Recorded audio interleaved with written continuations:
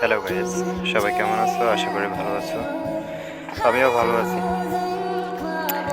Guys, আজকে আপনাদেরকে একটা জিনিস শেখানোর জন্য আসছে। যে বিষয়টা সেটা হলো আপনারা কিভাবে অ্যাপস, প্রয়োজনীয় যে অ্যাপসগুলো আছে এগুলো কিভাবে আপনারা হাইড করে রাখতে পারেন, সেই বিষয়টা দেখানোর জন্যই আজকে এই ভিডিওতে আসা।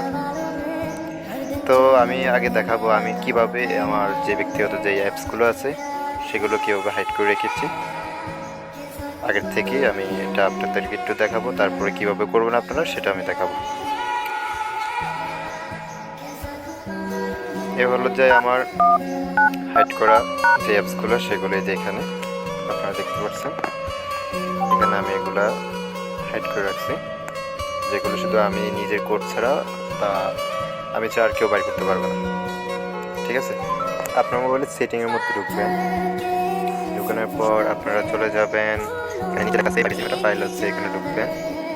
ঢোকার পর এখানে লেখা আছে, দেখবেন নিচে হাইড অ্যাপস লেখা আছে। হাইড অ্যাপসে ঢোকার পরে আপনি এখানে একটা পাসওয়ার্ড চাবে। পাসওয়ার্ডটা দেওয়ার পর আপনি এখানে ঢুকবেন।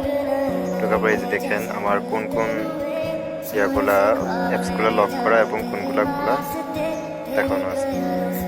যেমন আমার পার্সোনাল যেগুলো আছে এগুলো আমি হাইড করে রাখছি।